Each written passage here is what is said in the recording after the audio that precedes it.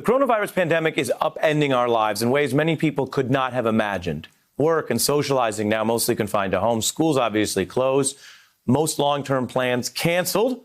And while some in the federal government seemed caught off guard, this very problem is something some leaders did warn about. One of the world's most accomplished innovators took to a public stage 5 years ago, warning about pandemics. It all sounds quite prescient now to hear Bill Gates' advice then. If anything kills over 10 million people in the next few decades, it's most likely to be a highly infectious virus rather than a war.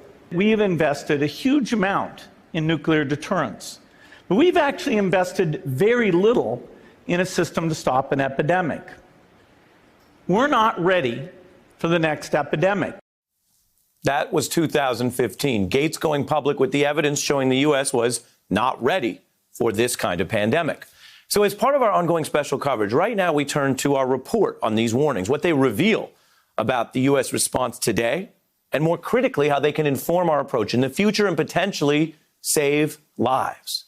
You know, of all the experts out there in areas ranging from medicine to disaster prep, Bill Gates excelled in several critical fields: computer innovation, which requires original thinking; business, which excels on ruthless execution; and then his current chapter, public health philanthropy, where Gates takes on all kinds of medical challenges around the world with both his skills and his money. Gates became the richest person in the world by leading a tech revolution, and he became increasingly famous as a nerd with a can-do spirit. Here he was on David Letterman back in 1995, sporting a hard hat and lab coat. What are the things that you've designed for the house that really you're very excited about? Well, I've got a trampoline room that I can go and use. A trampoline room. That's right. This is like an actual trampoline or like a computer trampoline? Non-virtual. Trampolines are not the item many billionaires brag about buying, but Gates isn't the typical billionaire, and he's different in ways that are especially relevant now. Take his intellectual hunger. The young entrepreneur once recounted how he vacationed only about once a year and used that time to dig into obscure academic research. Like most of us, Bill says that he escapes the office about once a year, but that's where the similarities end.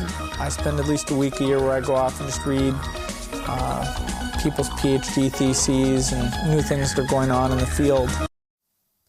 You got to read those PhD theses. This is one reason that Gates has seen around so many corners. He reads ahead into the research to see where things might go. And now that he does philanthropy full time, he's been deploying his money and platform to press challenges that some corporations and governments don't get around to tackling.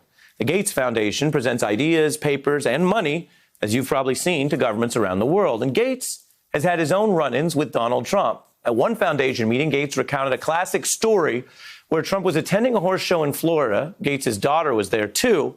And she noticed that Trump took an extra car ride to leave the area so he could make one of his special helicopter entrances at the event. This is footage MSNBC's Chris Hayes first reported.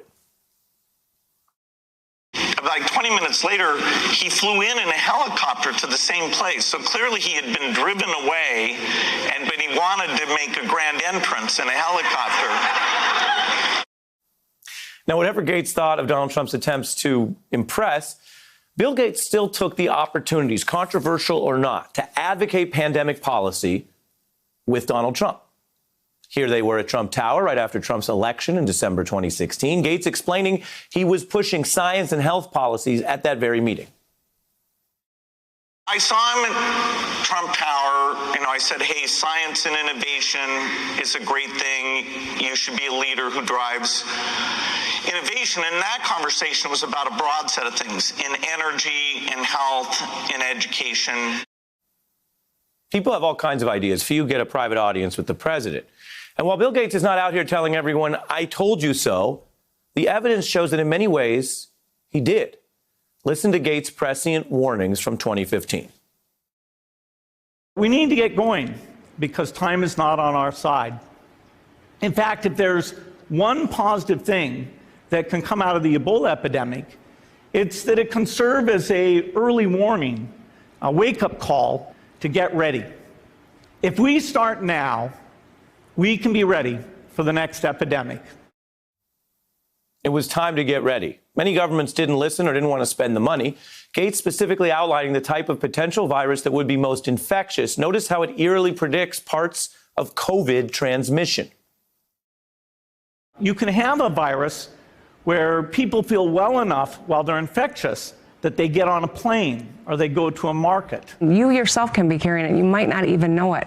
That'd be the worst thing in the world, is to go to church to worship and to sit next to someone and infect them. That was crucial knowledge. And regardless of the saying that you may have heard, knowledge actually is not always power.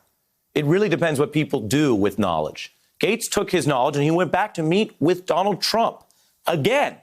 In 2018, he advocated the Trump administration get serious and back a universal flu vaccine. He tried to prod the president with a kind of flattery, saying a universal flu vaccine could be kicked off and energized by you, Mr. President. What a great legacy.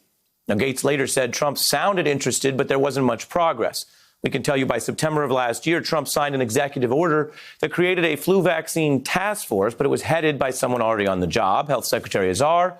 And that effort didn't come with any legislation, let alone any new money to prepare for pandemics.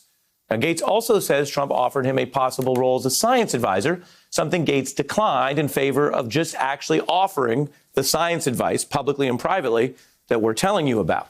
Now, the government can take it or leave it. This is Gates' exact role today, and he's speaking out again now with advice for anyone who's listening, and it includes rebutting some of the newest claims by President Trump. It's very irresponsible for somebody to suggest we can have the best of both worlds. What we need is the extreme shutdown so that in 6 to 10 weeks, if things go well, then you can start opening back up. It's very tough to say to people, hey, keep going to restaurants, go buy new houses. Ignore that pile of bodies over in the corner. Just, we want you to keep spending because there's some, maybe a politician who thinks GDP growth is what really counts. That was a stark way to put it. Gates was saying that as the body count rose.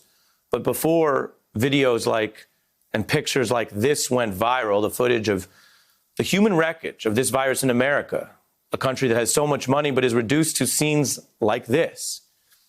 Now, since Gates' expertise stands at the intersection of innovation, business, and public health, it's worth noting that he's one of the business titans emphasizing that while the economic toll is severe, that comes second to the challenge that cannot be reversed.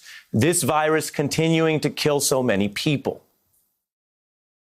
It is really tragic that the economic effects of this are very dramatic. I mean, nothing like this has ever happened to the economy in our lifetimes. But money, bringing the economy back and doing money, that's more of a reversible thing than bringing people back to life. Yeah. That is a fundamental piece of wisdom from a very rich man. Your life is worth more than all the money in the world. It echoes something that many already have admired about Bill Gates, that he embodies success without flaunting it. As the great Andre Benjamin once put it, Bill Gates don't dangle diamonds in the face of peasants when he's micro-softening the place. Consider your surroundings or you leave without a trace. The point is, real strength doesn't need to flaunt itself. And considering your surroundings is crucial for staying alive. That applies to staying safe right now, as well as preparing for the next pandemic. As Gates also explained back in 2015, as he would later try to warn Donald Trump, the medical science shows a path for what we all need to do. And with that in mind, tonight, Bill Gates gets the final word.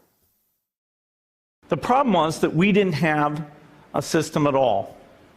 In fact, there are some pretty obvious key missing pieces. We didn't have a group of epidemiologists ready to go. A large epidemic would require us to have hundreds of thousands of workers. The failure to prepare could allow the next epidemic to be dramatically more devastating than Ebola. It didn't get into many urban areas, and that was just luck. Next time, we might not be so lucky. It would spread throughout the world very, very quickly. If we start now, we can be ready for the next epidemic.